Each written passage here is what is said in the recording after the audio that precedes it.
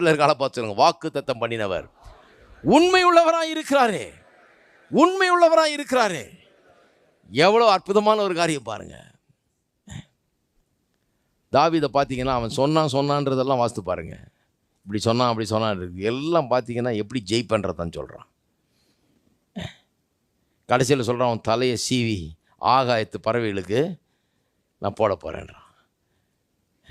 அவன் மிரட்டுறான், தினுண்டு பாயலாக இருந்துக்கிட்டு என்ன நாய் அடிக்கிற மாதிரி நீ வர்றியா, நீ ஒரு கோலோட வர்றியா, என்ன நினச்சிட்டு இருக்க அப்படின்றான். மிரட்டி பார்க்குறான். இவன் அசைகிற மாதிரி இல்லை. நீ என்ன மிரட்டினாலும் இப்படி தான். எல்லோரும் சொல்கிறாங்க, அப்பா அவன் பெரிய ஆள், இவன் அசைகிற மாதிரி இல்லை. என்ன சொன்னாலும் அசைவில்லாமல் உறுதியாக இருக்கிறான். எதில்? அவன் என்ன சொன்னாலும் அதில் உறுதியாக இருக்கிறான். சொல்கிறீங்களா நீங்கள்?